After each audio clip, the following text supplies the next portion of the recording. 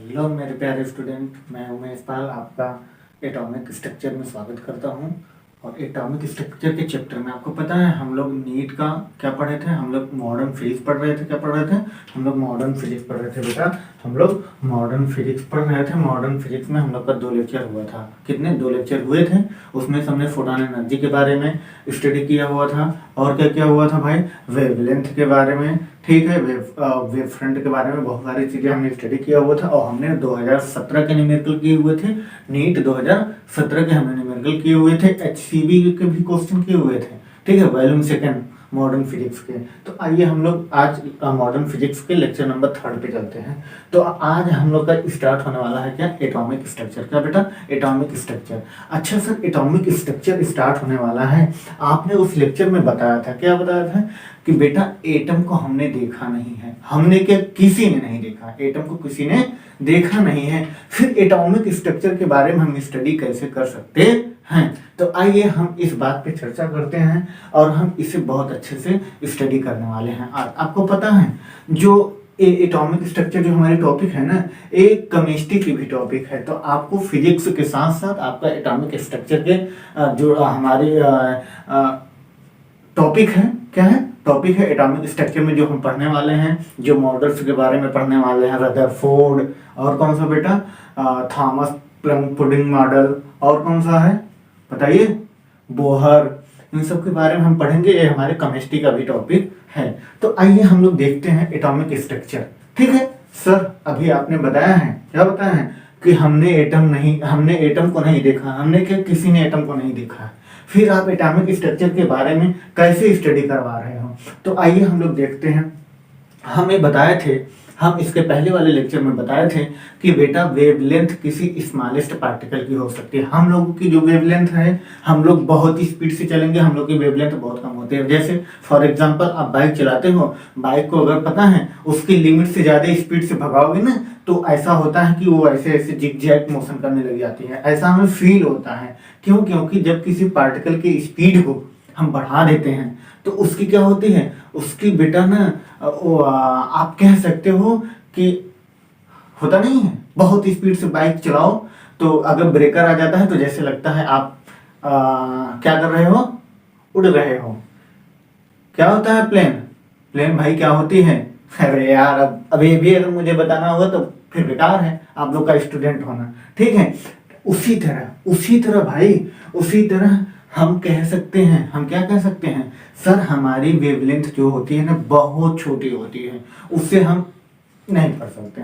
तो आइए, या नहीं समझ सकते, तो आइए हम लोग देखते हैं कि जो एटम्स होते हैं, ठीक है, उसका वेवलेंथ होता है। तो एटम के अंदर क्या होता होगा कि जिसके कारण हम उसकी वेवलेंथ को स्टडी करेंगे, या उसमें बहुत सारी चीजें ऐसी हैं जो कि हमें पहले तो हमें एटम्स के बारे में जाननी है। तो एटम्स को समझने से पहले, या उसका एक्सपेरिमेंट करने से पहले, या एटम का एक्सपेरिमेंट जब हुआ या होने वाला था, या उसके बारे में हम लोग समझने वाले थे, हम लोग नहीं, साइंटिस्ट लोग जो थे, हम लोग नहीं कर सकते। हम लोग इस लेवल पे कुछ नहीं कर सकते। ना एटम की स्टडी कर सकते हैं, ना इलेक्ट्रॉन का एक्सपेरिमेंट कर सकते हैं, ना प्रोटॉन का एक्सपेरिमेंट कर सकते हैं। क्योंकि एज ए स्टूडेंट, अभी हम लोग स्टूडेंट के लेवल पे हैं, वो बहुत अच्छे मतलब वेल वैक्यूड जो एक्सपेरिमेंट लैब होती है, वहां पे इसका सिर्फ क्या किया गया है? एक्सपेरिमेंट किया गया है। ऐसा कुछ हुआ नहीं है कि किसी ने इलेक्ट्रॉन को देखा है। क्या थॉमस क्या है? थॉमस एटॉमिक मॉडल जो हम लोग पढ़ रहे हैं, क्या इन्होंने इलेक्ट्रॉन को देखा है? नहीं, इन्होंने इलेक्ट्रॉन को देखा नहीं है। ये हाइपोथेटिकल है, केमिस्ट्री पूरी हाइपोथेटिकल पे है। एक खत्म हुआ नहीं, दूसरा स्टार्ट हो जाता है। एक पहले पूरी तरह से प्रूव्ड नहीं होता, हमारा दूसरा मॉडल स्टार्ट हो जाते हैं। जैसे आपने कोटा फैक्टर देखी होगी ना, उसमें केमिस्ट्री की किस तरह से धुलाई किया हुआ है। एक्चुअली में यही होता है भाई, हमें मतलब कि कोई चीजें आधी समझ में आ रही हैं, पूरी होने वाली है, तब तक दूसरी आ जाती है, वो वहीं पर ब्लॉक हो जाता है। तो आइए आज हम लोग देखते हैं एटॉमिक स्ट्रक्चर। एटॉमिक स्ट्रक्चर में हम लोग सबसे पहला मॉडल पढ़ते हैं। क्या पढ़ते हैं सर? हम लोग पढ़ते हैं थॉमस प्लम पुडिंग मॉडल। क्या पढ़ते हैं? Thomas plum pudding model. तो इन्होंने क्या बताया? इन्होंने यही बताया कि जो एटम होते हैं, इसमें इलेक्ट्रॉन और प्रोटॉन होते हैं। क्या होते हैं? इलेक्ट्रॉन और प्रोटॉन होते हैं। और ये जब हमारा एटॉमिक स्ट्रक्चर को जब इन्होंने क्या किया था, एक्सपेरिमेंट किया हुआ था, तो सबसे पहले थॉमस ने जे थॉमसन ने कौन जे थॉमसन ने एक्सपेरिमेंट किया और इन्होंने बताया कि एटम के अंदर क्या होते हैं, एटम के अंदर इलेक्ट्रॉन और प्रोटॉन होते हैं। क्या होते हैं, इलेक्ट्रॉन और प्रोटॉन होते हैं। और इन्होंने ये बताने की कोशिश की, बता नहीं पाए। इन्होंने कोशिश की, क्या कोशिश किया था, इन्होंने कोशिश किया था कि बेटा जो हमारा एटम का जो स्ट्रक्चर है या जो उसका मॉडल है उसमें इलेक्ट्रॉन को और पॉजिट्रॉन को कैसे अरेंज किया गया है, क्या अरेंज किया गया है। अरेंजमेंट को बताने के लिए जे थॉमसन ने अपना एक मॉडल लिया जिसका नाम क्या था, थॉमस प्लंक पुडिंग मॉडल। क्या नाम था, थॉमस प्लंक पुडिंग मॉडल। तो सर इनका मॉडल फेल क्यों हुआ, इन्होंने इस तरह से इन्होंने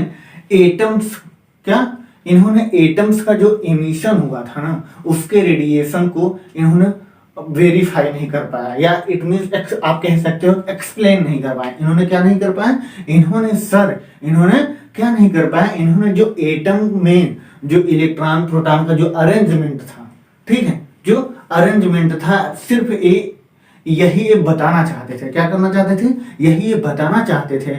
और इनके इस रूल मतलब इस मेथड से या इस मॉडल में एक चीज वेरीफाई नहीं हो पाई। क्या नहीं हो पाई कि एटम का जो एमिशन होता है, एमिशन का मतलब समझते हो ना, एमिशन, ठीक है, ये यही तो है मेरा भाई, यही तो है मेरा मॉडर्न फिजिक्स।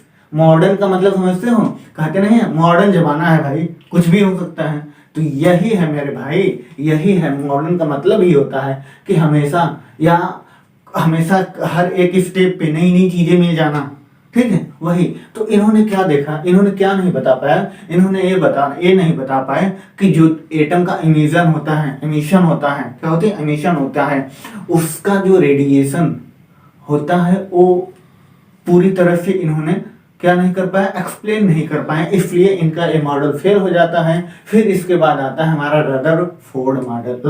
रदरफोर्ड मॉडल से पहले हम इसके बारे में थोड़ी सी चर्चा कर लेते हैं। तो आइए हम लोग देखते हैं, क्या देखते हैं, थॉमस एटॉमिक मॉडल। थॉमसन जो जे थॉमसन थे, इन्होंने एटॉमिक मॉडल को किस तरह से वेरीफाई किया या एक किस तरह से प्रूफ करना चाहते थे।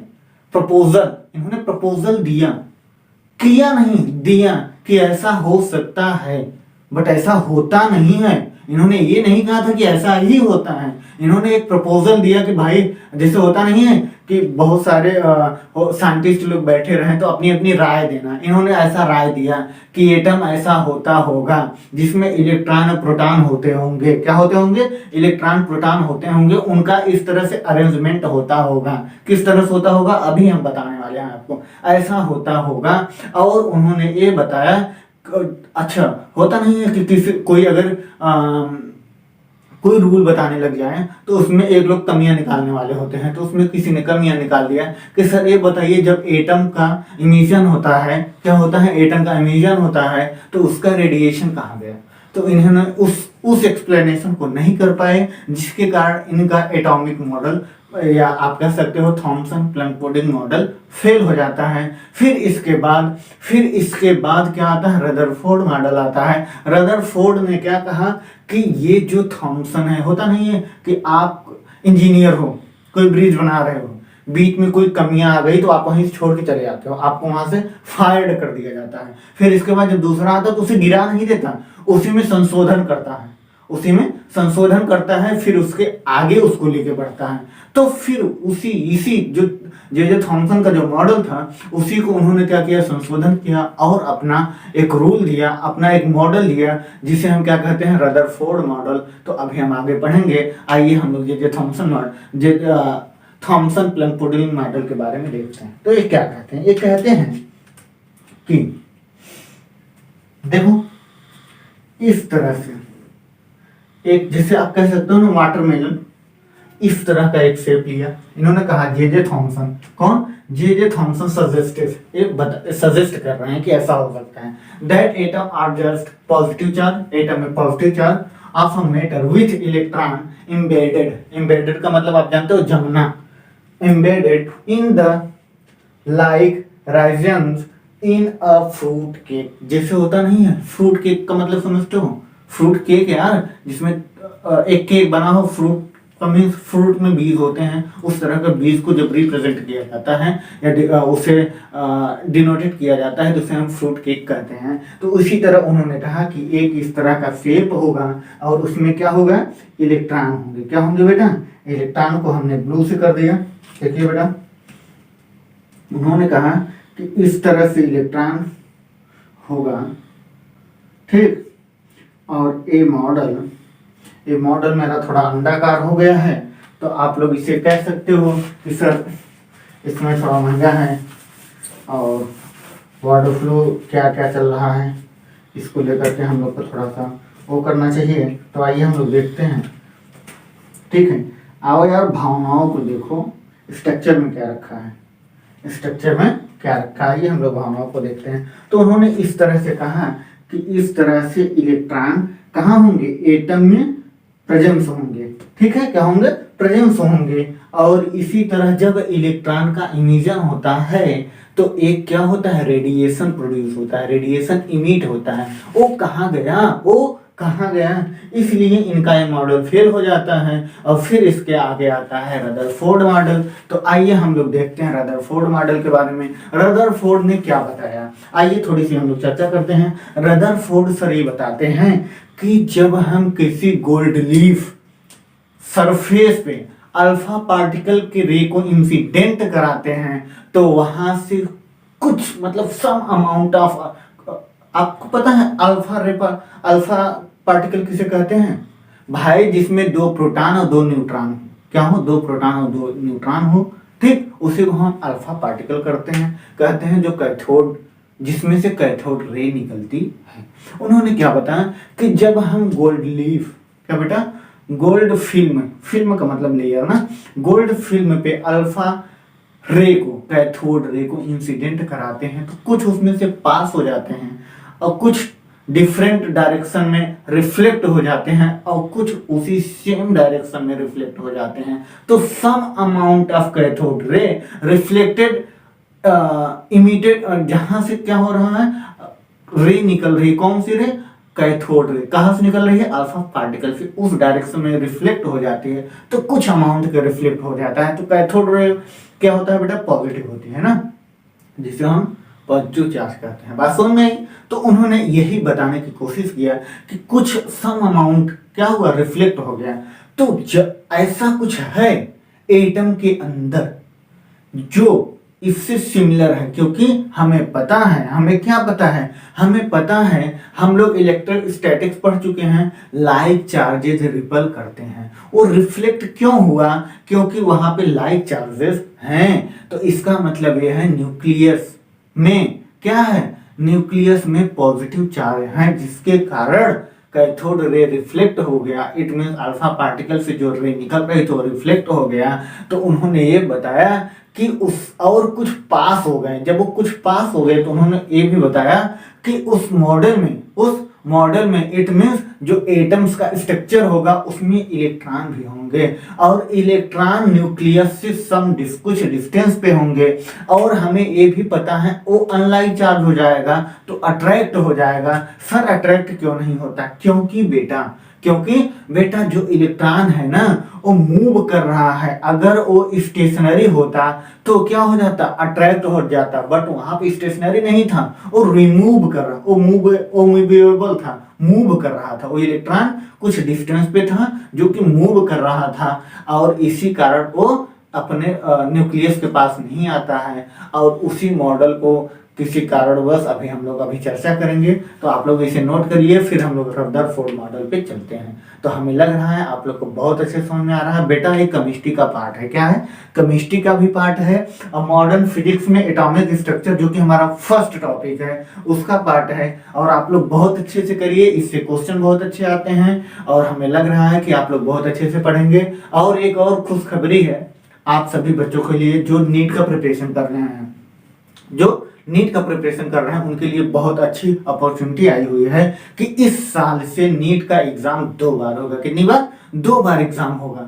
आप लोग 2 बार एग्जाम दोगे तो हमें लग रहा है कि अगर आप लोग का मेहनत अच्छी रही। तो इस बार आई होप कि आप लोग नीट कॉलेज में होंगे, चाहे GSPM, KJMU, एम्स, बहुत सारे कॉलेजेस हैं, चाहे या पटना एम्स। और हम चाहेंगे, हम तो भगवान से दुआ करेंगे कि आप लोग का एम्स में ही हो और आप लोग बहुत अच्छे स्टूडेंट रहे होंगे। इस समय करेंटली में मेहनत भी कर रहे होंगे, आपको नहीं पता होगा तो आप एक बार न्यूज़ पे जाइए और देखिए कि एम्स के हमारे नीट के बारे में क्या क्या आया हुआ है, कितने सिलेबस क्या हुए हैं। तो आप लोग ये सब चीज़ें अपडेट रहिए, ठीक है, अपडेट रहिए। और आपका एग्जाम अब से 2 बार होगा, जैसे IIT वालों का मेंस का एग्जाम 4 बार हो रहा है, उसी तरह नीट का एग्जाम 2 बार होगा। तो हमें लग रहा है अगर एक बार नहीं हुआ तो दूसरी बार तो होगा यार, इतनी उसमें थोड़ी ना ताकत है। लेकिन हाँ, ये भी ध्यान देना बेटा, हमें लग रहा है एज का बाउंडेशन हो सकता है, लेकिन अभी तक ऐसा कुछ आया नहीं है।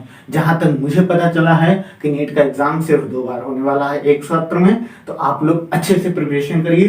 क्वेश्चन एकदम छोटे छोटे टॉपिक से आते हैं, मतलब कि आप समझ नहीं सकते हो, क्योंकि फिजिक्स जो हमारी टॉपिक है नीट के लिए ना, एक्चुअली क्या है कि हमें सर ने बहुत डीपली में नहीं जानना है, हमें फिजिक्स बहुत डीप में नहीं जानना है, हमें फिजिक्स को सिर्फ समझना है। तो आप लोग फिजिक्स पढ़ते समय ना उसकी लेंथ बढ़ाइए, डिप्थ में मत जाइए कि बहुत गहराइयों से मुझे समझना है। अच्छा सर, ये इलेक्ट्रॉन है, अच्छा इसका इसका इमिशन का क्या रिलेशन था, या फिर यहाँ पे आप कह सकते हो कि सर ये बताइए अगर रेडिएशन इमिट कर देता तब क्या होता। तो आप लोग उसे छोड़ दो, ये दूसरी चीजें हैं, ये फिजिक्स वाले इतना समझेंगे, IIT वाले समझे, फिर जो PhD कर रहे हैं वो समझे। आपको ना डेप्थ में नहीं जाना है, आपको लेंथ बढ़ानी है। क्वेश्चन इतने ज्यादा एक्सरसाइज में, इतने ज्यादा एग्जाम्पल करो, इतने ज्यादा एक्सरसाइज करो, डेप्थ में मत जाओ बेटा, उसके लेंथ बढ़ा दो और आपका सिलेक्शन पक्का है, हो जाएगा। अब 2 बार आया है ना, पक्का है, मेरी गारंटी हो जाएगी अगर आप बहुत अच्छे से मेहनत करिए तो। चलिए कॉपी करिए, फिर हम लोग रदरफोर्ड मॉडल के बारे में पढ़ते हैं।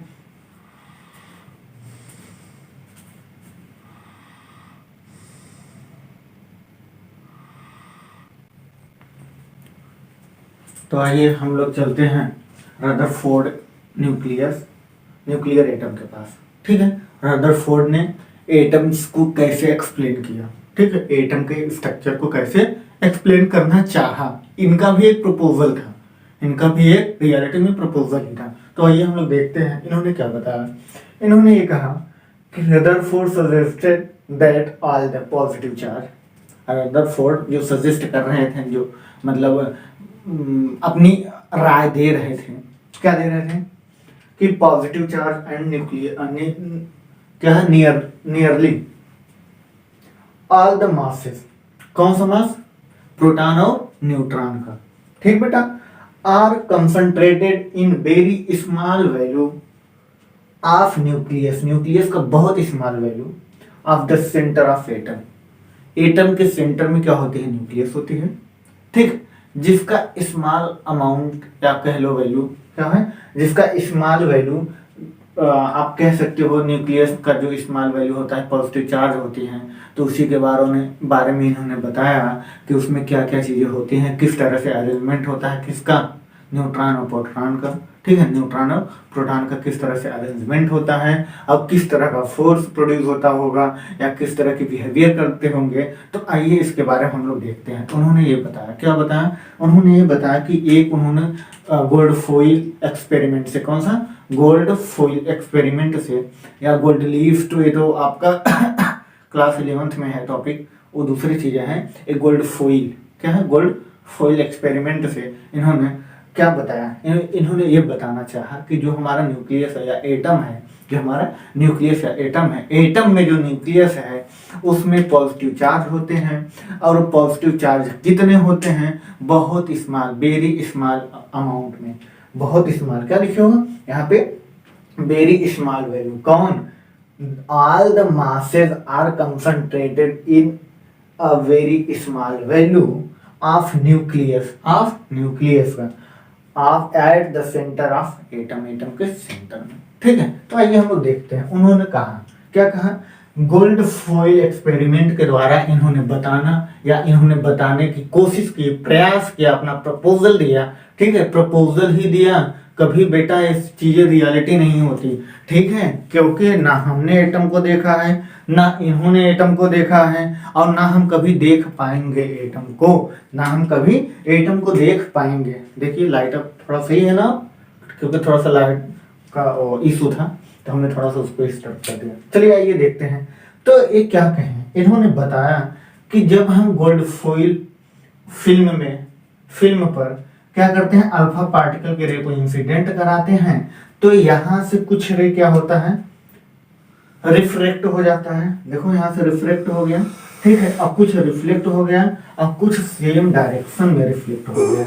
तो सेम डायरेक्शन में कब आएगा, ये क्या होगा, कब सेम डायरेक्शन में आएगा, जब सर पॉजिटिव चार्ज होगा या न्यूक्लियस में प्रोटॉन होंगे। भाई यहाँ प्लस होगा तभी ये कैथोड रे प्लस है ना, प्लस के कारण रिफ्लेक्ट हुआ तभी तो सिमिलर डायरेक्शन में आ रहा है, नहीं तो ये सब रिफ्लेक्ट नहीं हो जाते इस तरफ। तो इनका ये कहना था कि जब हम क्या करते हैं, जब हम एटम के स्ट्रक्चर को रिप्रेजेंट करना चाहते हैं, एक्सप्लेन करना चाहते हैं, तो उसमें न्यूक्लियस होता होगा। क्या होता होगा, न्यूक्लियस होता होगा, जिसमें वेरी स्मॉल वैल्यू में या वेरी स्मॉल अमाउंट में क्या होते होंगे, पॉजिटिव चार्ज होते होंगे, जिसके कारण एक क्या कैथोड रे रिफ्लेक्ट हुआ है, क्या हुआ है, रिफ्लेक्ट हुआ है। और आइए हम लोग इसको एक्सप्लेन करने की कोशिश करते हैं। हम लोग नहीं, रदरफोर्ड ने एक्सप्लेन करने की कोशिश की, क्योंकि हम लोग तो अभी उनके सामने कुछ नहीं है, क्योंकि हम लोग तो अभी कुछ जानते ही नहीं भाई, साइंस में एग्जिस्ट ही नहीं करते।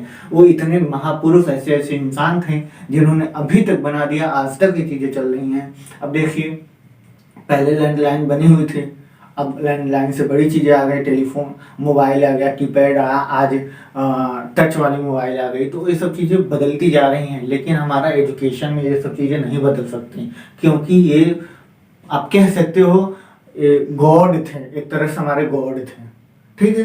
तो आइए हम लोग देखते हैं, ठीक है, हम लोग सिर्फ समझने की कोशिश करते हैं, हम लोग तो प्रयास कर रहे हैं कि हम भी इसे मतलब इसमें एडजस्ट होना चाहते हैं, लेकिन हो नहीं पाते हैं, कोशिश करते रहते हैं।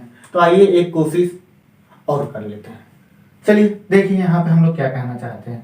तो हम ये कहना चाहते हैं, हम ये कहना नहीं चाहते, इन्होंने बताया था और हम उसे समझना चाहते हैं और आपके साथ समझना चाहते हैं, आप भी इस बात को समझिए। उन्होंने कहा, क्या कहा बेटा, कि एक हमारे न्यूक्लियस में पॉजिटिव चार्ज होता होगा, ठीक है, न्यूक्लियस में, एक नहीं न्यूक्लियस है भाई, उसमें एक दो से क्या मतलब है, हमारे एटम में न्यूक्लियस होता होगा जिसमें पॉजिटिव चार्ज होते होंगे, और इसके अराउंड आप क्या कह सकते हो, द इलेक्ट्रॉन। कौन बेटा, द इलेक्ट्रॉन, इट मीन्स जो इलेक्ट्रॉन है, ये हमारा मान लीजिए इलेक्ट्रॉन यहाँ पे है, ठीक है, इस तरह से एक सर्कल है, ये मुझसे अंडाकार क्यों बन जा रहा भाई, तो इसका थोड़ा इशू है, क्योंकि सस्ता तो नहीं हुआ है, फिलहाल हम लोग देख लेते हैं। तो ये सब थोड़े इशूज हैं। चलिए ऐसे ही मान लो, बहुत ज़्यादा जरूरी थोड़ी ना है कि हमें चाहिए ही चाहिए सर्कल, ठीक है। तो इस तरह से यहाँ पे मान लीजिए इलेक्ट्रॉन है, तो आप कह सकते हो सर ये इलेक्ट्रॉन इस पॉजिट्रॉन को अपनी तरफ अट्रैक्ट क्यों नहीं कर लेता, क्योंकि जो इलेक्ट्रॉन है ना, ये स्टेशनरी नहीं है, ये स्टेशनरी नहीं है। जब इलेक्ट्रॉन मूव कर रहा होगा तो इसे ये खींच नहीं सकता, क्योंकि उसके पास पावर आ जाती है। दौड़ते रहिए आप, दौड़ते रहिए तो आपको कोई जल्दी पकड़ नहीं सकता, और खड़े रहिए तो कोई भी आके पकड़ सकता है, बात समझ में आ रही है ना। तो इसलिए रनअप कर रहा है, ये क्या है, रुका नहीं है।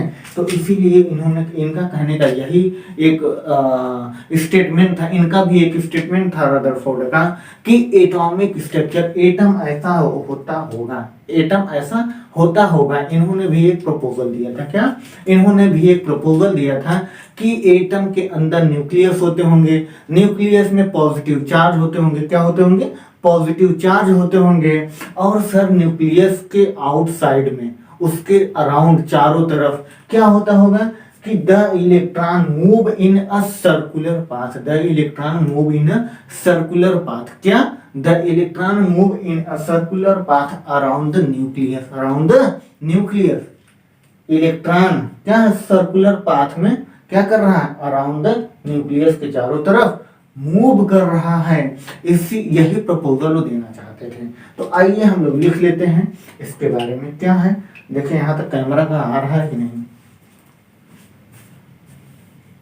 आ जाएगा, एक ही लाइन तो लिखनी है तो हम लोग लिख लेते हैं। The electron move in a circular path, the electron को हम ऐसे रिप्रेजेंट कर सकते हैं, the electron move a circular path, circular path, the electron move a circular circular path है, सर्कुलर ऑर्बिट कर सकते हो, सर्कुलर ऑर्बिट या सर्कुलर पाथ क्या कर सकते हो, ऑर्बिट, क्योंकि हम केमिस्ट्री के टॉपिक में ऑर्बिट कर सकते हैं, फिजिक्स के सेंस में पाथ कह सकते हैं। ठीक है, अराउंड द न्यूक्लियस, क्या बेटा, अराउंड द न्यूक्लियस, किसके, न्यूक्लियस के, न्यूक्लियस।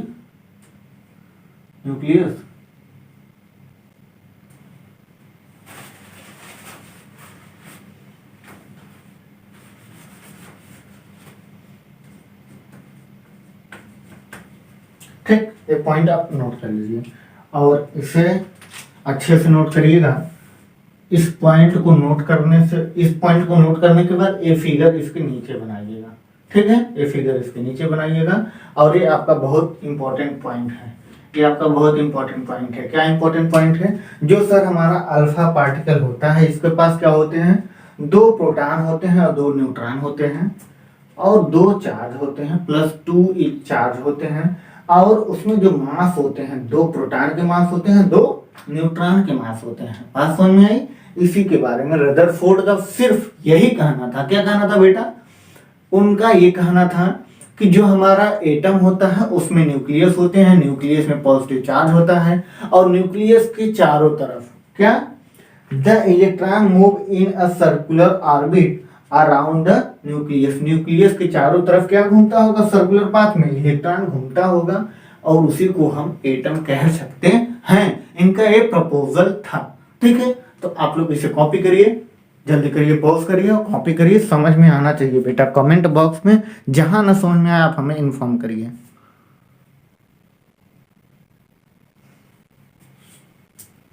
तो आइए हम लोग चलते हैं रदरफोर्ड के नेक्स्ट, इनका क्या नेक्स्ट प्रपोजल था, ये क्या बताना चाहते थे। इन्होंने एक इक्वेशन दिया था, किस पे बेटा, इन्होंने ये बताया था कि जो हमारा न्यूक्लियस होता है, क्या होता है, जो हमारा न्यूक्लियस होता है इसके अराउंड जो इलेक्ट्रॉन मूव करता है, इसका एक equation sorry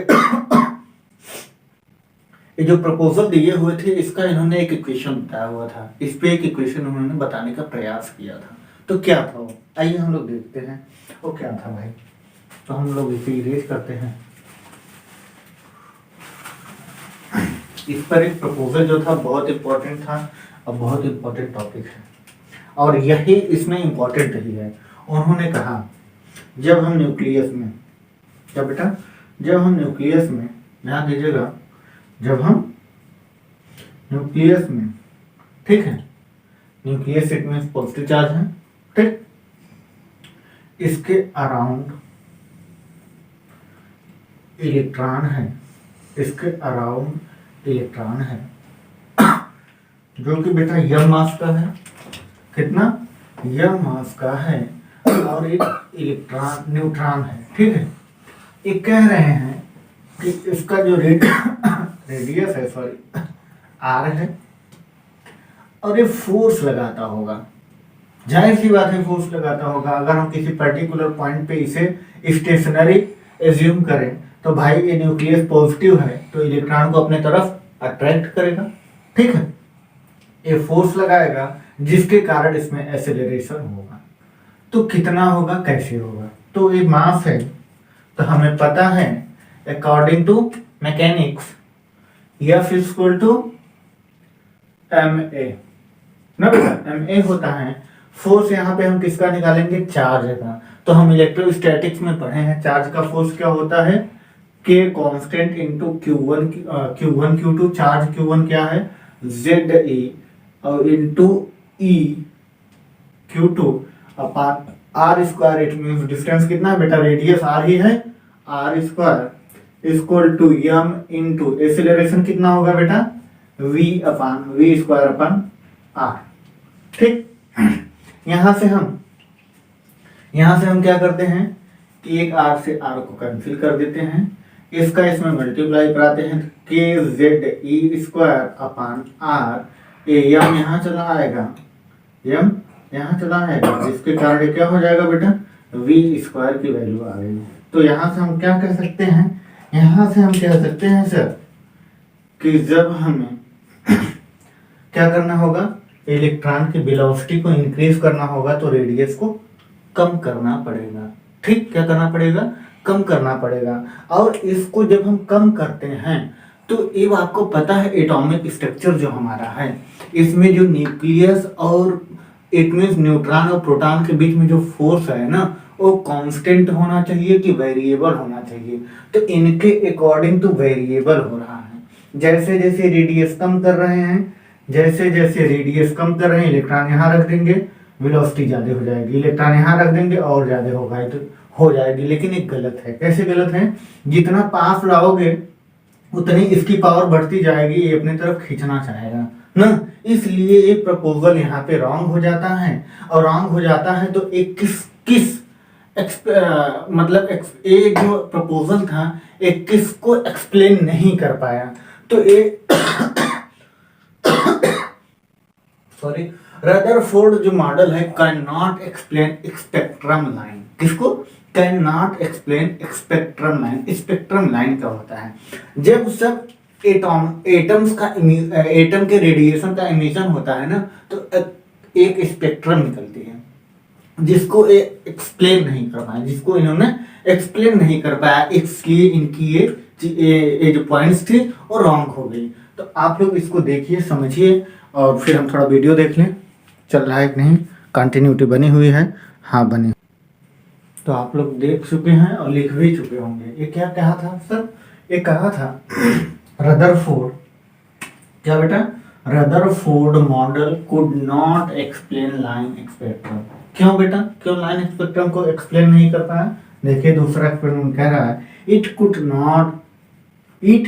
could not explain the stability of atom. Atom की स्टेबिलिटी को इन्होंने एक्सप्लेन नहीं कर पाया। क्यों?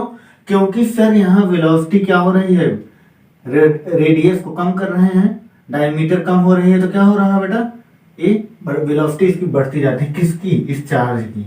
तो इसकी जब हम डिस्टेंस को कम ज्यादा करेंगे, इसका मतलब इसकी स्टेबिलिटी नहीं है, स्टेबल नहीं है, तो इसलिए इनका ये जो प्रपोजल था वो रॉन्ग हो गया। और इसके बाद हम लोग पढ़ते हैं बोहर मॉडल। क्या पढ़ते हैं? बोहर मॉडल के बारे में पढ़ते हैं, और वो बहुत इंपॉर्टेंट, और आप कह सकते हो एटॉमिक स्ट्रक्चर का, क्या कह सकते हो बेटा, एटॉमिक स्ट्रक्चर का बहुत, मतलब आप कह सकते हो मेन पार्ट है। वही एक्सप्लेन या उनका प्रपोजल कुछ हद तक सही था, ठीक है। तो सर हम इनको क्यों पढ़ें? क्योंकि बेटा इनके बाद ही तो हम वहां पहुंचते हैं। जैसे हमारे दोस्ती किसी से हो जाती है तो उनके दोस्त से मेरी दोस्ती दूसरे दोस्त से हो जाती है, उनके दूसरे दोस्त से, तो आप कह सकते हो कि अरे यार इनकी क्या जरूरत थी, नहीं, इनके जरिए ही तो हम वहां पहुंचे हैं, ठीक है। इसीलिए इनके जरिए ही तो बोहर ने बताया। तो बोहर ने बताया कि जो रदरफोर्ड का मॉडल था, एटम्स का जो मॉडल था, एक कुछ हद तक सही था, ठीक।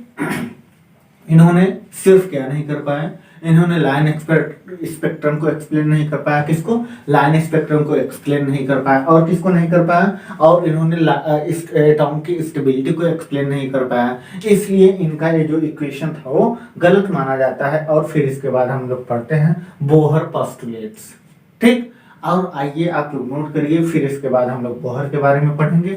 अब बोहर जो मॉडल है, जो बोहर का पोस्टुलेट है बेटा, इतना इम्पोर्टेंट है कि उस पे क्वेश्चन आते हैं। और ये जो डेरिवेशन होते हैं ना, बीच बीच में से डेरिवेशन की वो सेंस में वो पूछ लेता है कि यहाँ यही तो है एंट्रेंस का मतलब ही यही होता है। कहीं से कोई भी टॉपिक उठा लेगा और बच्चे कहते हैं हमें तो पढ़ाया ही नहीं गया था। बेटा पढ़ाया सब जाता है, आप उस पॉइंट को नोट नहीं करते हो। तो आप इसे पहले नोट करिए, फिर हम लोग आगे चर्चा करते हैं। और ये आईआईटी और नीट नहीं, नीट ही है बेटा, इसको ही आपको निकालना है। तो चलिए, आप लोग हमें लग रहा है नोट कर चुके होंगे। तो हम लोग चलते हैं बोहर एटॉमिक मॉडल के बारे में। अभी तो हमने रदरफोर्ड एटॉमिक मॉडल के बारे में पढ़ा था। तो बेटा, रदरफोर्ड एटॉमिक मॉडल में क्या हुआ था? रदरफोर्ड एटॉमिक मॉडल इसलिए फेल हुआ था सर, क्योंकि वो स्पेक्ट्रम लाइन को प्रूफ नहीं कर पाया था। किसको? स्पेक्ट्रम लाइन को प्रूफ नहीं कर पाया था। और एटॉमिक जो एटम्स के क्या होते हैं, रेडिएशन का जो इमिशन होता है, ठीक है, उसको भी इन्होंने प्रूफ नहीं कर पाया था। उनके कहने का तात्पर्य क्या था? उनके कहने का मीन्स ये था कि सर, जब हम किसी इलेक्ट्रॉन को, वो सही बताए थे, उनका जो आप कह सकते हो उनकी जो प्रोबेबिलिटी थी, किसको? एटम के स्ट्रक्चर को लेकर के, किसको? एटम के स्ट्रक्चर को लेकर के वो कुछ हद तक सही था। उनका कहने का मीन्स यही था। क्या था? अभी तो हम लोग पढ़े हैं जस्ट कि सर, जब एटम में क्या होते हैं, न्यूक्लियस होते हैं, वो कहाँ से पाए थे? वो पाए थे अल्फा पार्टिकल से। ठीक, अल्फा पार्टिकल्स में उन्होंने किसका एक्सपेरिमेंट किया हुआ था बेटा? उन्होंने किया हुआ था क्या? Gold foil experiment. ठीक है, उसमें उन्होंने बताया था कि एटम में न्यूक्लियस होते हैं जिसमें पॉजिटिव चार्ज होते हैं, और एटम के कुछ डिस्टेंस पे इलेक्ट्रॉन क्या करता है? रिवॉल्व करता है, मूव करता है। क्या करता है?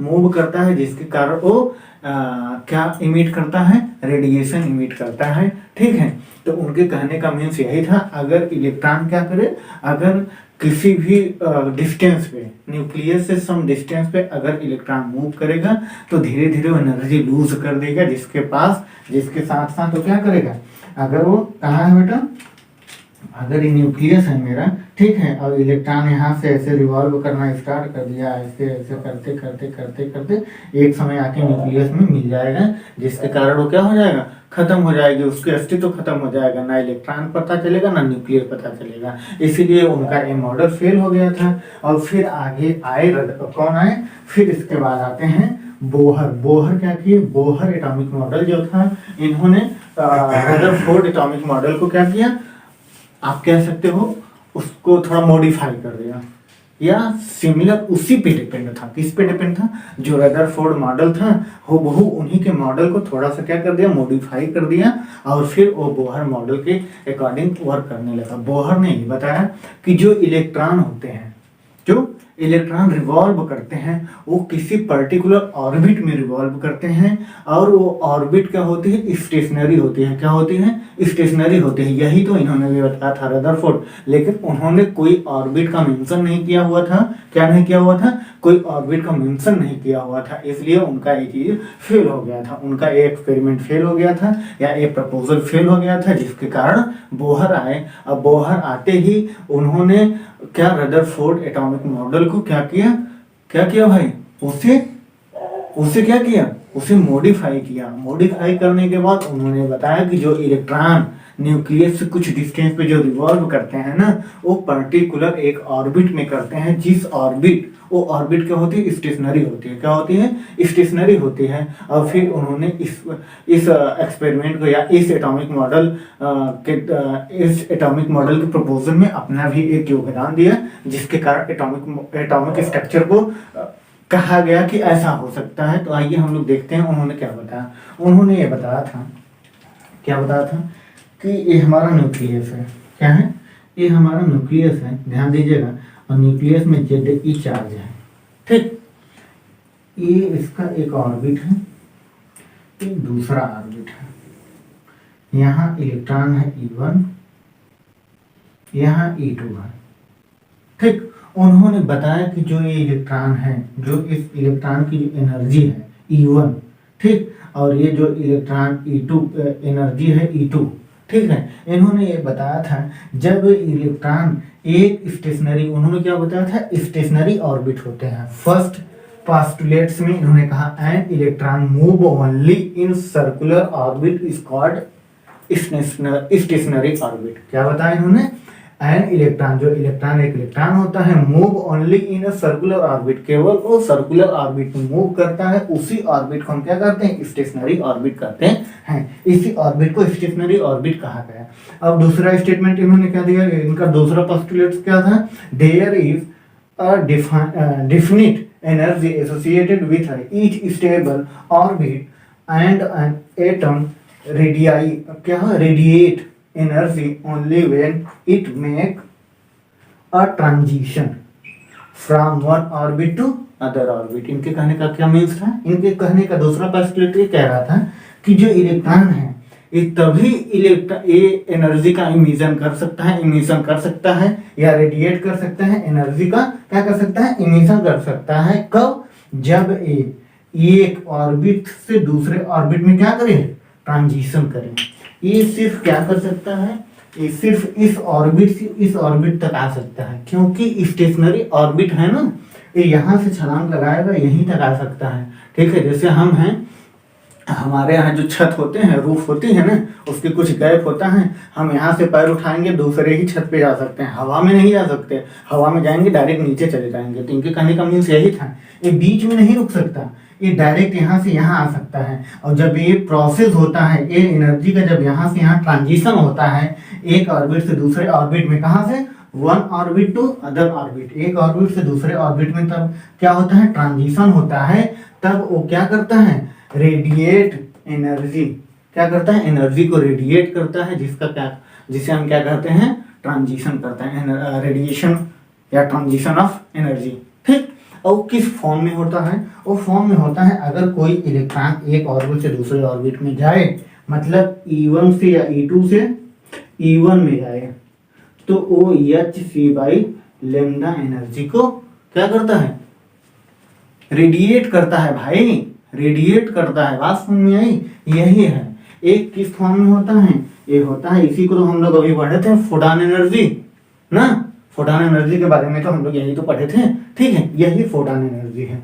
अब इनके कहने का सेंस क्या था? इनके कहने का सेंस यही था कि सर जो रदरफोर्ड थे, उन्होंने यही नहीं एक्सप्लेन कर पाया कि जो इलेक्ट्रॉन होता है जो रिवॉल्व करता है न्यूक्लियस से कुछ डिस्टेंस पे, उन्होंने कहा था ना कि कुछ डिस्टेंस पे रिवॉल्व करता है, और ये रिवॉल्व करते करते एनर्जी का इमिशन करता है, मतलब रेडिएशन, एनर्जी का रेडिएशन करता है। और वो धीरे धीरे, आपको पता है एनर्जी का अगर रेडिएशन होगा तो वो जो पर्टिकुलर ऑब्जेक्ट है, या आप कह सकते हैं इलेक्ट्रॉन है, उसकी एनर्जी क्या होती जाती है? कम होती जाती है। मान लीजिए यहाँ से स्टार्ट किया रिवॉल्व करना, यहाँ आते आते आते आते एक समय आएगा न्यूक्लियस में मिल जाएगा, तब इलेक्ट्रॉन का अस्तित्व खत्म हो जाता है। इसलिए रदरफोर्ड मॉडल क्या हो गया? फ्लॉप हो गया, फेल हो गया।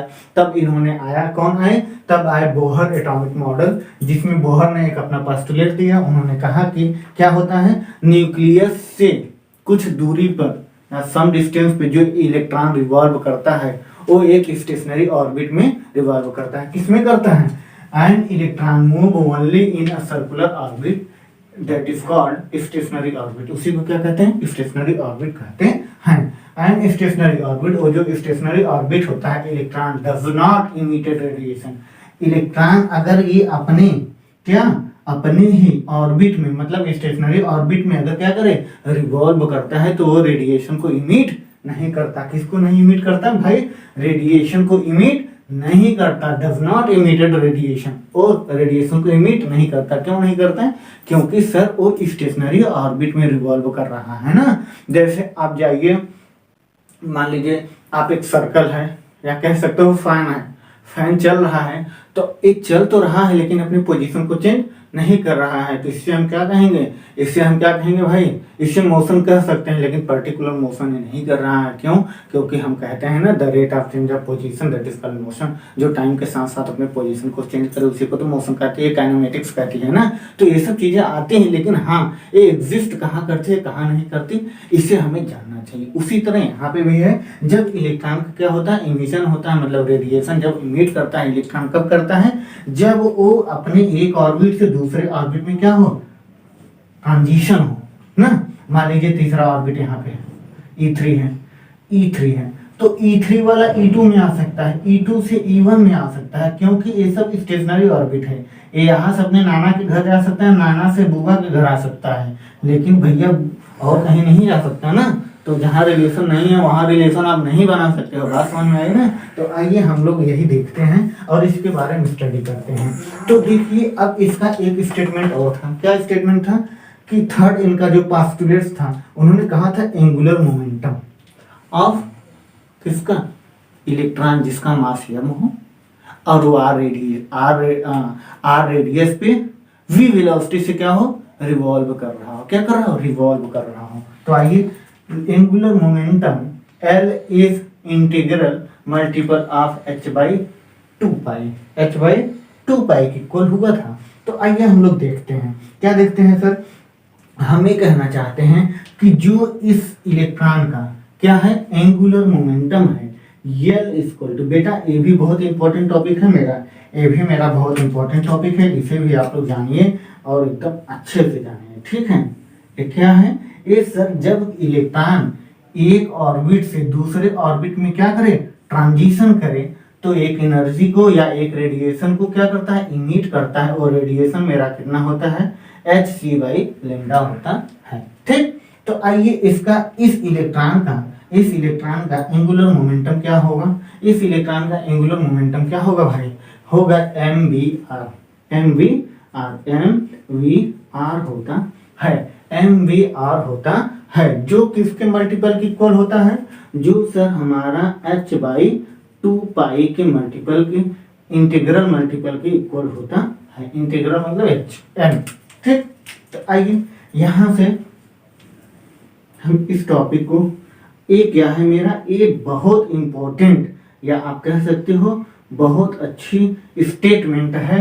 क्या है, इन्होंने कहा कि जब किसी इलेक्ट्रॉन का एंगुलर मोमेंटम जो होता है वो उसके mass into velocity of electron, mass of electron, velocity of electron, radius of orbit, ये जो ऑर्बिट का जो रेडियस है ना, ये यहाँ से इसका, ये इसका, ये इसका, जो ये सब क्या है, ऑर्बिट का जो रेडियस है वो एंगुलर मोमेंटम के मल्टीपल के इक्वल होता है, जिसे हम इंटीग्रल मल्टीपल कहते हैं, n h बाई 2 पाई होता है, ठीक। जहां कहीं भी आ जाए स्टेटमेंट, क्या आ जाए, स्टेटमेंट आ जाए, इस पे क्वेश्चन कैसे बनते हैं, देखिए इस पे IIT में, नीट में, मेंस एडवांस में क्वेश्चन कैसे बनते हैं, बहुत मतलब बेसिक चीजें हैं बेटा, इतनी अच्छी चीजें हैं, इतनी अच्छी स्टेटमेंट है ना, ये जो बोहर एटॉमिक मॉडल है ना, ये सिर्फ 3 स्टेटमेंट पे डिपेंड करता है। क्या क्या करता है, देखिए फर्स्ट करता है रेडियस ऑफ ऑर्बिट, इस ऑर्बिट का जो रेडियस है, मान लीजिए इलेक्ट्रॉन कितने रेडियस पे रिवॉल्व कर रहा है,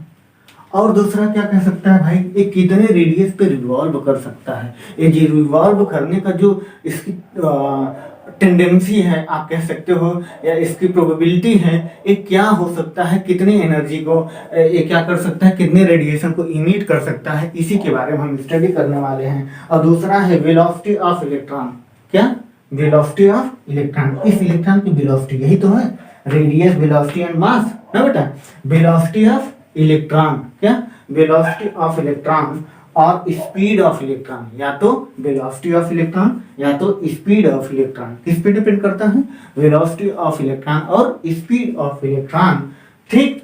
और क्या कर सकता है, इन द ऑर्बिट, इस ऑर्बिट में, इस ऑर्बिट में बेटा, इस ऑर्बिट में जो इस इलेक्ट्रॉन की वेलोसिटी है या स्पीड है ना, इस इलेक्ट्रॉन की जो वेलोसिटी है, स्पीड है, वो क्या रिप्रेजेंट करना चाहेगा, वो रिप्रेजेंट करना चाहेगा कि कितना हम रेडिएशन को इमिट कर सकते हैं, ठीक। कब, जब हम एक ऑर्बिट से दूसरे ऑर्बिट में क्या करते हैं, ट्रांजिशन करते हैं, क्या करते हैं बेटा, ट्रांजिशन करते हैं, और तब हम इस टॉपिक को स्टडी करते हैं। तीसरा हमारा क्या है, तीसरा है हमारा काइनेटिक पोटेंशियल, क्या बेटा, kinetic potential, total energy of electron in orbit, क्या, काइनेटिक पोटेंशियल, इसकी काइनेटिक पोटेंशियल का मतलब आप लोग जानते हो ना, हाँ भाई आप लोग जानते हो काइनेटिक पोटेंशियल, बहुत अच्छे से जानते हो, क्योंकि आपने मैकेनिक्स 11th में पढ़ी है, क्या पढ़ी है आप, मैकेनिक्स 11th में पढ़े हैं मेरे भाई, काइनेटिक पोटेंशियल क्या होती है, समझ में आ रहा, पढ़े हो। अब चलिए इसमें उस टॉपिक को अगर हम लोग छेड़ देंगे ना तो बहुत लंबा टॉपिक हो जाएगा, फिर अभी तो 2 बज रहा है,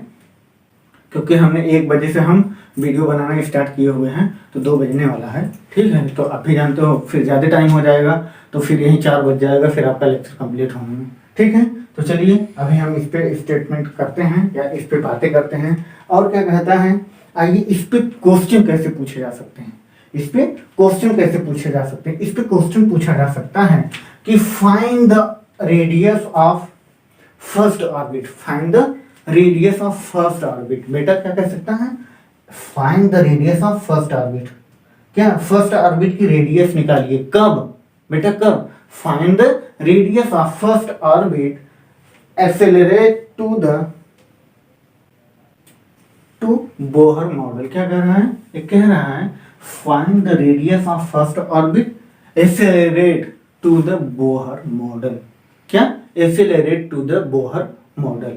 जब हमें बताना हो, क्या बताना हो, जब हमें कह दे कि आप फाइंड करिए, क्या करिए, फर्स्ट ऑर्बिट के बारे में। कब? फर्स्ट ऑर्बिट के बारे में आप फाइंड करिए जब उसका एक्सेलरेशन क्या हो, अकॉर्डिंग टू क्या हो, बोहर मॉडल के अकॉर्डिंग हमें या निकालना होगा। किसके अकॉर्डिंग? बोहर एटॉमिक मॉडल के बारे में। जब हमें इस तरह का स्टेटमेंट पूछे तो हम डायरेक्टली क्या करेंगे, इस स्टेटमेंट का यूज करेंगे। किसका बेटा?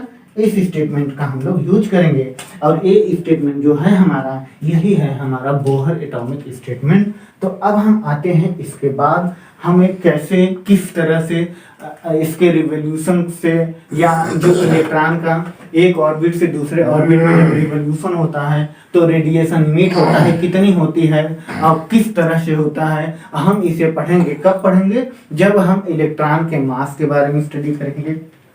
Mass of electron, velocity of electron, radius of orbit. अब इन्हीं तीनों क्वांटिटी के बारे में भी हमें पढ़ना है और आप लोग इसे नोट करिए, फिर हम आगे इसके बारे में पढ़ते हैं।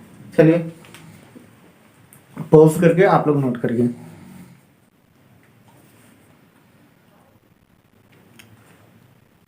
तो चलिए हम लोग इरेज कर चुके हैं और हम लोग आगे देखते हैं। हम लोग क्या देखते हैं? हम लोग तीनों कंडीशन उसके देखते हैं। कौन कौन से कंडीशन थे? एक था हमारा रेडियस ऑफ ऑर्बिट, दूसरा क्या था? स्पीड ऑफ इलेक्ट्रॉन या वेलोसिटी ऑफ इलेक्ट्रॉन, तीसरा क्या था बेटा? तीसरा मेरा क्या था? आप बताएंगे। चलिए आप सोचते रहिए, तब तक हम लोग आगे बढ़ते हैं। हम क्या कहते हैं? हम करते हैं एज्यूम। क्या करते हैं बेटा? हम एज्यूम करते हैं कि मान लीजिए न्यूक्लियस, ठीक, न्यूक्लियस में या न्यूक्लियस हमारा हो गया, इसके nth ऑर्बिट, हम इसे nth ऑर्बिट n ऑर्बिट मानते हैं। ठीक, क्या मानते हैं? n ऑर्बिट, जिसका रेडियस कितना है? जिसका रेडियस है rn, जिसका रेडियस rn है। हम कहते हैं इलेक्ट्रॉन यहाँ है जिसका मास m है, जिसका चार्ज -e है। इस पे एक फोर्स लग रहा है। क्या लग रहा है? एक फोर्स लग रहा है और एक एक्सेलरेशन, ये एक्सेलरेट कर रहा है। ठीक है, तो फोर्स कितना लगेगा? अभी हम लोग इसके पहले पढ़े थे। क्या पढ़े थे हम लोग? रदरफोर्ड में पढ़े थे। Force equal to ma। तो ए जो फोर्स है इलेक्ट्रोस्टैटिक फोर्स है।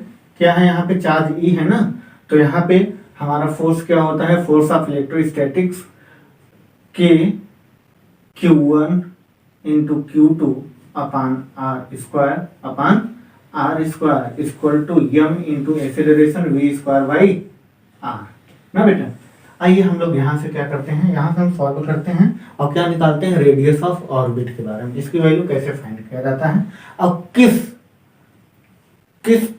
आप कह सकते हैं यह किस कंपोनेंट पे डिपेंड करता है। तो आइए हम लोग देखते हैं। तो हम यहाँ से सॉल्व करते हैं इसे। तो यहाँ से हम देखते हैं k ZE square upon R square equal to m v square by r। ठीक, यहाँ r से r कैंसिल। क्या बेटा? यहाँ r से r, एक r से एक r कैंसिल, तो कितना बचेगा?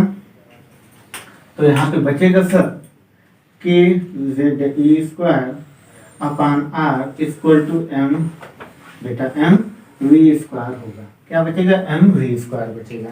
अभी हम लोग देखे थे, अभी हम लोग क्या देखे थे? अभी हम लोग देखे थे सर, क्या देखे थे? मोमेंटम ऑफ, क्या देखे थे? अरे मेरे भाई कुछ तो जाना करो यार। मोमेंटम ऑफ, किसका मोमेंटम हम लोग देखे थे? हम लोग momentum of angular momentum is the integral multiple. किसका? Is the integral multiple. कितना आया था? आया था mv। कितना आया था बेटा? आया था mv r equal to n, कितना आया था बेटा? Equal to n h by 2 pi आया था। यहाँ से हम v की वैल्यू निकाल के इसमें पुट करते हैं। ठीक, आइए निकालते हैं यहाँ से v की वैल्यू, उसमें पुट करते हैं। देखते हैं v इक्वल टू बेटा क्या हो जाएगा? n h by 2 pi into M R. इस r को आप कैपिटल में लिख सकते हैं क्योंकि ये क्या है? रेडियस ऑफ ऑर्बिट ना बेटा, ये रेडियस ऑफ ऑर्बिट है। कैपिटल आर में लिख सकते हैं। अब ये v की वैल्यू यहाँ पे पुट कर दीजिए। ये इक्वेशन मेरा फर्स्ट है, इसमें हम v की वैल्यू पुट करते हैं और सॉल्व करते हैं। तो आइए, हमें लग रहा है यहाँ तक दिख रहा होगा, एक बार हम कैमरे में देख लें दिख रहा है कि नहीं, फिर इसके बाद हम आगे इस स्टेटमेंट को कंप्लीट करते हैं। तो आइए, हमें लग रहा है दिख रहा है, आपको भी लग रहा है दिख रहा है, तो हम इसकी वैल्यू यहाँ पे रख रहे हैं फर्स्ट इक्वेशन में। देखते हैं क्या देखते हैं बेटा, यहाँ पे दिया हुआ है, कितना दिया हुआ है, यहाँ पे दिया हुआ है sir K Z E square upon R equal to कितना बेटा, एम वी स्क्वायर की जगह पे वैल्यू क्या रखेंगे, N H by 2 pi M R का स्क्वायर करोगे तो इससे हम देखेंगे K Z E square upon R equal to M N square कितना बेटा, M N square H square पूरे के अपान 4 2 का square 4 pi square M square R square.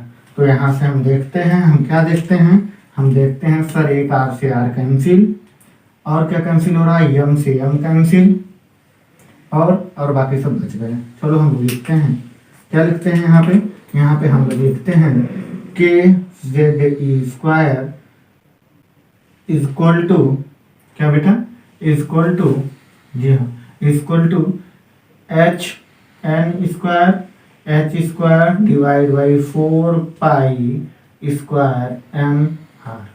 ठीक, हमें आर निकालना है, आर को इस तरफ रिप्लेस कर दीजिए और इसको इस तरफ एलिमिनेशन करते हैं हम लोग। यहाँ पे आर इक्वल टू कितना आ जाएगा, एन स्क्वायर एच स्क्वायर ना बेटा, N square H square divide by 4 pi square, फिर इसके बाद आप एम, फिर ये पूरा टर्म नीचे आ जाएगा के जेड ई स्क्वायर। ठीक, अब हम क्या करते हैं, अब हम यहाँ पे देखते हैं किसकी वैल्यू क्या है। ठीक है, तो हमारा क्या है, रेडियस ऑफ ऑर्बिट। ठीक, इसका वैल्यू कितना होता है, कैसे आता है, इसमें ये सब क्या क्या है, तो हम लोग देखते हैं क्या क्या है, फिर इसके बाद इसे नीचे लिखते हैं। यहाँ पे बेटा जो के है, क्या है मेरा, कूलॉम कांस्टेंट है। के हमारा क्या है, कूलॉम कांस्टेंट, जो कि आप लोग इलेक्ट्रोस्टैटिक्स में पढ़े हैं। कूलॉम कांस्टेंट जिसकी वैल्यू 9 × 10⁹ होता है। दूसरा हमारा क्या है बेटा, के के बाद आप जेड कर सकते हो, नंबर ऑफ प्रोटॉन। क्या कर सकते हो, जेड को नंबर ऑफ प्रोटॉन। ठीक, और एम क्या है हमारा, मास ऑफ इलेक्ट्रॉन।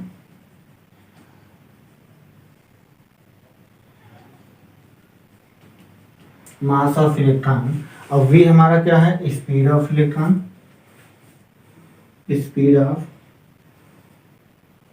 इलेक्ट्रॉन। और बेटा, और हमारा आर क्या है, रेडियस ऑफ ऑर्बिट। आर क्या है हमारा, रेडियस ऑफ ऑर्बिट। ठीक, और हमारा एन क्या है, नंबर ऑफ ऑर्बिट। क्या है हमारा एन, नंबर ऑफ ऑर्बिट।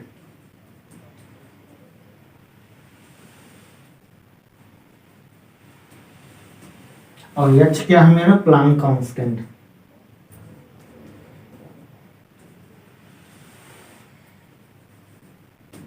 ठीक, एच हमारा क्या है, प्लैंक कांस्टेंट। इसे नोट करिए। और आपको पता है ये जो हमारा कांस्टेंट टर्म है, इसे हम लिख सकते हैं आर इक्वल टू एन को इस तरफ H square divide by 4 pi square M K E square into N square by Z.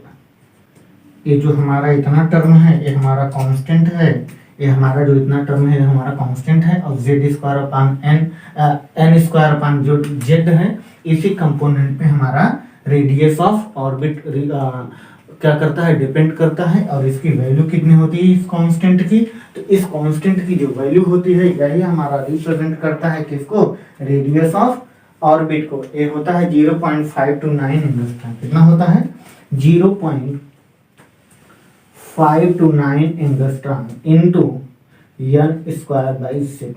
ये हमारा क्या है बेटा, यही हमारा है रेडियस ऑफ ऑर्बिट।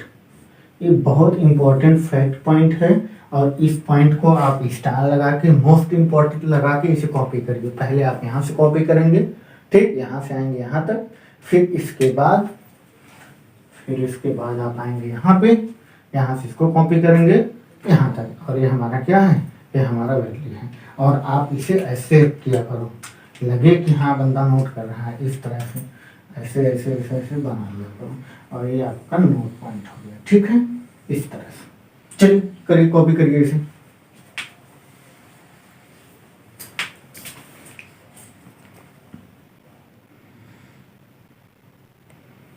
ठीक है, ये हमारा रेडियस है। किसका रेडियस है भाई, किसका, ऑर्बिट्स का। किसका, ऑर्बिट्स का। कौन से ऑर्बिट, जिसमें इलेक्ट्रॉन क्या करते हैं, रिमूव करते हैं, ठीक है, जिसमें इलेक्ट्रॉन मूव करते हैं।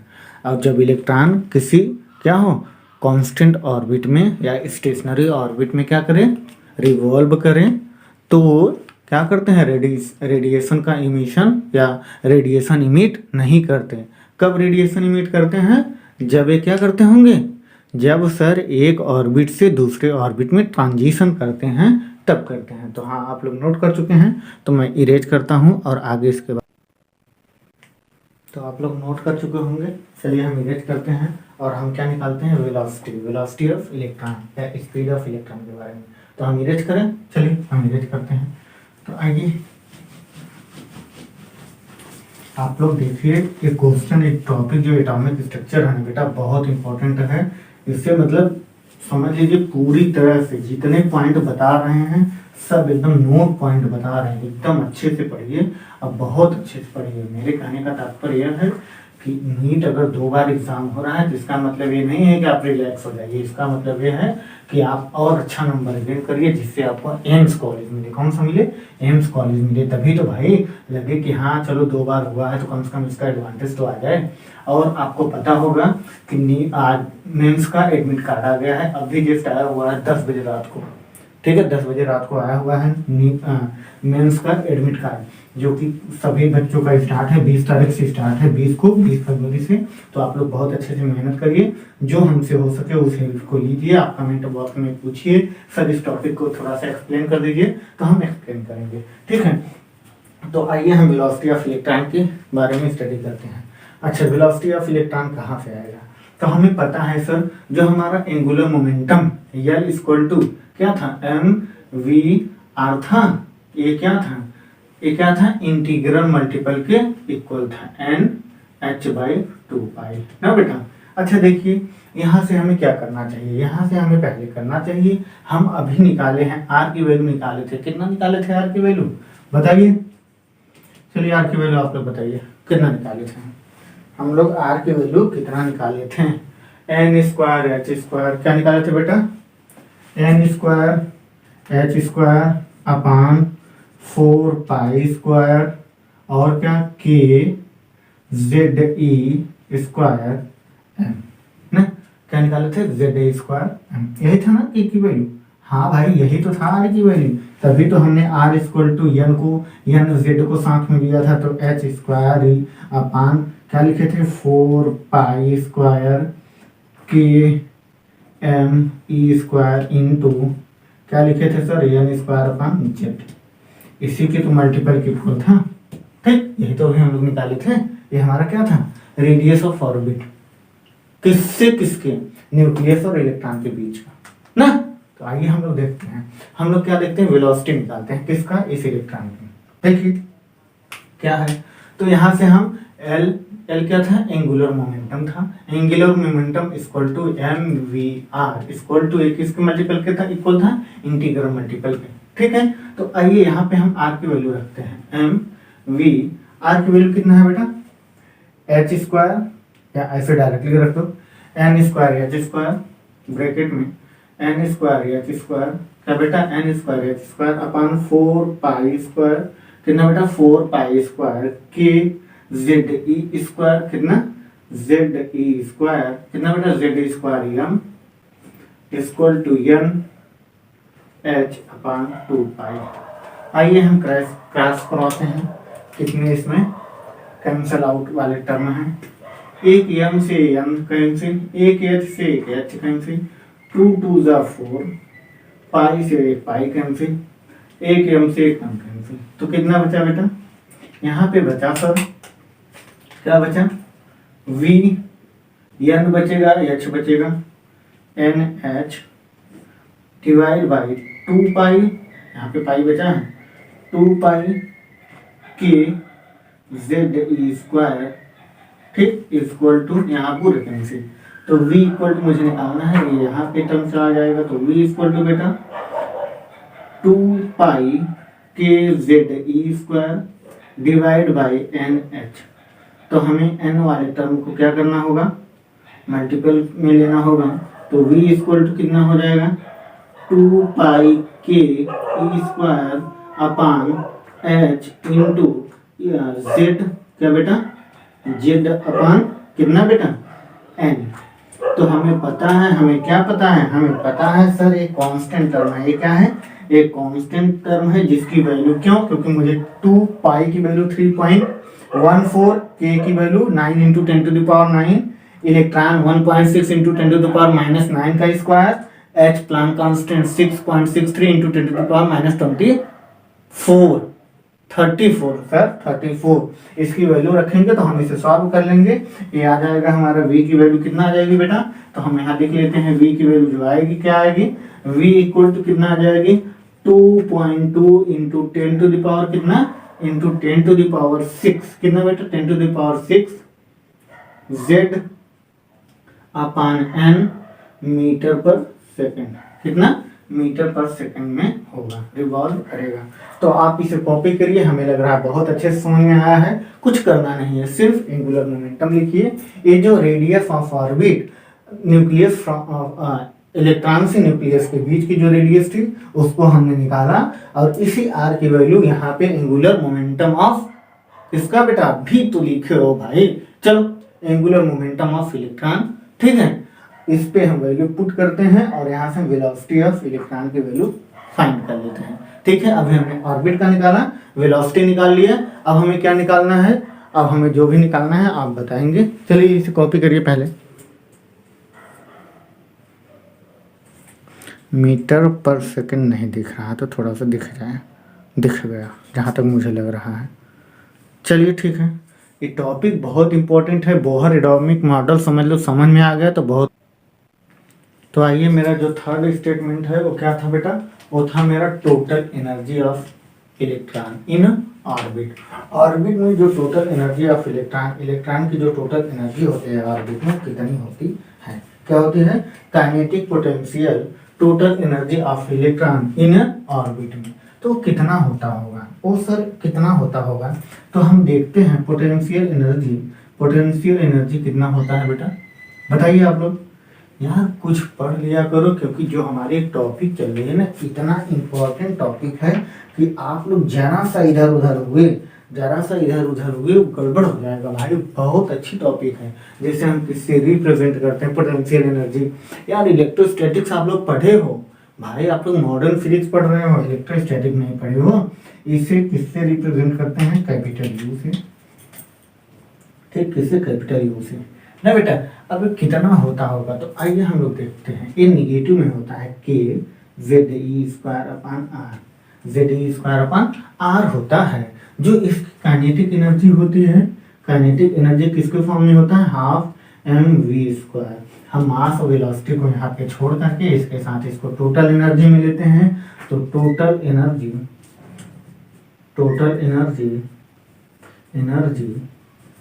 ऑफ किसका बेटा? Total energy of electron in orbit में कितना हो जाएगा? Minus K Z E square upon 2r, capital R.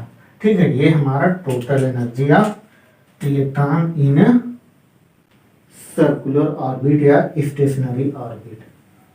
ठीक, circular path of stationary orbit में। ठीक है, इसे कॉपी करिए और यहाँ से हमारा बोहर एटॉमिक मॉडल खत्म होता है और हम लोग नेक्स्ट लेक्चर की तरफ बढ़ते हैं। कहाँ बढ़ते हैं? नेक्स्ट लेक्चर की तरफ बढ़ते हैं। हाँ, और एक पॉइंट, और यहाँ से हमें बोहर एटॉमिक मॉडल से हमारा जो न्यूमेरिकल का क्वेश्चन आता है, कहाँ कहाँ से आता है? रेडियस ऑफ, बेटा रेडियस ऑफ ऑर्बिट, कहाँ से कहाँ तक? जल्दी बताइए, कहाँ से कहाँ तक? यार आप लोग को इतना पढ़ाना बेकार है भाई। टोटल रेडियस क्या कहते हैं? रेडियस ऑफ ऑर्बिट, कहाँ से? इलेक्ट्रॉन से न्यूक्लियस के बीच का।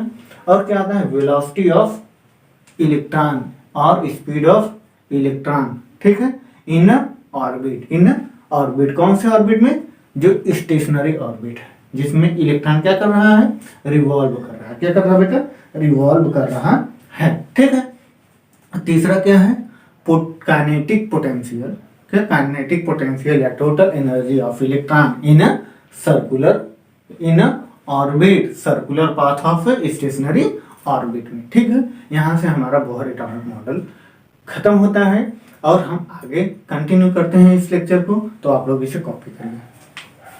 ओके, जो पॉइंट जहाँ पे ना समझ में आया वहाँ पे आप हमसे कमेंट बॉक्स में पूछिए। अगर आपसे अगर एक क्वेश्चन पूछ लिया जाए, मान लीजिए एक क्वेश्चन पूछ लिया जाए, किस तरह का क्वेश्चन पूछ सकता है इस मॉडल में, आप बताइए किस तरह के क्वेश्चन पूछ सकते हैं। आप लोग हमें कमेंट बॉक्स में कमेंट करें, या आप लोग अपने आप से भी कुछ सोचो भाई, साइंस के स्टूडेंट हो, सोचिए, बताइए क्या हो सकता है, इस पे क्वेश्चन कहाँ से बन सकते हैं।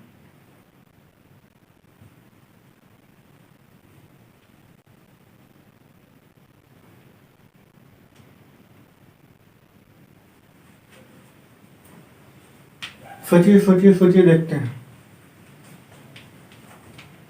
अगर हम इलेक्ट्रॉन के चार्ज को डबल कर रहे हैं, मान लीजिए हम ही पूछ लेते हैं, चलिए भाई आपको पता है, हमें पता है कि आपको कितना पता है, ठीक है, तो आपको भी पता होना चाहिए आपको कितना पता है, क्योंकि एग्जाम सामने है भाई। मेंस का एग्जाम 20 से स्टार्ट है। आज एडमिट कार्ड 10 बजे रात को आ गया, अपलोड हो गया। नीट का भी एग्जाम होने वाला है, जो कि दो सेक्टर में होगा या 2 सेशन में होगा, दो पीरियड में होगा। तो आप लोग मान लीजिए एक में बाय द वे किसी कारणवश नहीं हुआ, अपने कमियों को पहचानो। नहीं, एक में क्यों नहीं होगा, आप पूरा अपना 100% दीजिए, फिर नहीं होगा तो 200 दीजिए भाई, क्योंकि इस बार नहीं तो किसी बार नहीं, ठीक है। तो आप लोग भाई अपने आप को देखो कि एज ए रिलेट करो कि आप अगले बार MBBS कॉलेज में जाने वाले हो। एक बार जाओगे वहां ना, पूरी जिंदगी बदल जाएगी भाई, आपकी नहीं, आपके पीछे पीढ़ी सबकी हिस्ट्री बदल जाएगी। अगर आप लोग गांव से हो तो, शहर से हो तो भी भाई आप देखिए, अपनी आइडेंटिटी बनाइए और बहुत अच्छे से पढ़िए। हम आपके लिए रात को 2 बजे तक अगर लेक्चर अपलोड कर सकते हैं, रिकॉर्ड कर सकते हैं, तो आप मेरे लिए सिर्फ लेक्चर को देखिए, लाइक करिए, कमेंट करिए और शेयर करिए।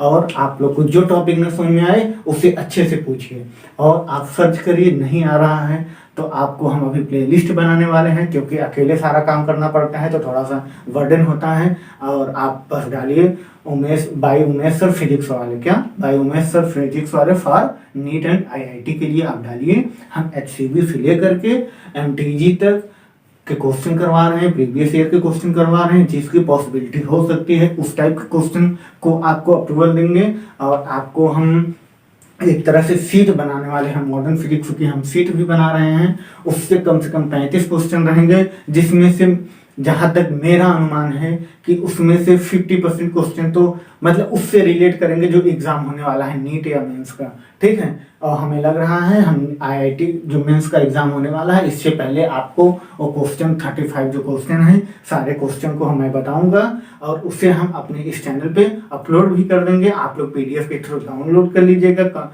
और हमारे डिस्क्रिप्शन बॉक्स में जाकर के अपलोड कर लीजिएगा वहां से, और लिंक को देखिए, शेयर करिए और बहुत अच्छे से पढ़िए। तो आइए हम लोग क्वेश्चन की तरफ बढ़ते हैं। हम क्या क्वेश्चन की तरफ हमने अभी क्या बताया? हमने बताया, क्या बताया सर? अगर किसी इलेक्ट्रॉन के चार्ज को डबल कर दिया जाए, क्या किसी इलेक्ट्रॉन के चार्ज को डबल कर दिया जाए, क्या कर दिया जाए? डबल कर दिया जाए, तो बताइए उसकी रेडियस कितनी होगी। अगर हम चार्ज की, किसी इलेक्ट्रॉन के चार्ज को डबल कर दें तो उसकी रेडियस कितनी होगी?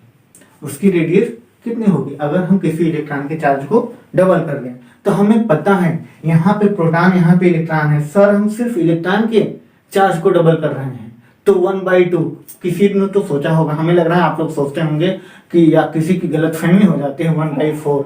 क्यों? क्योंकि ये जो r होता है हमें पता है दो चार्ज के बीच का जो डिस्टेंस होता है इलेक्ट्रोस्टैटिक फोर्स के अकॉर्डिंग 1/r² होता है ना। डिस्टेंस क्या होता है 1 is inversely proportional to force is inversely proportional to 1/r²। लेकिन वहां पे क्या होते हैं, दोनों सेम होते हैं, मतलब दोनों ही चार्ज होते हैं। यहाँ पे एक प्रोटॉन है एक इलेक्ट्रॉन है, ठीक है, ये न्यूक्लियस में है ना, तो इससे हम नहीं रिलेट कर सकते, इसी को बस कर सकते हैं, इसी को बदल सकते हैं, ठीक है।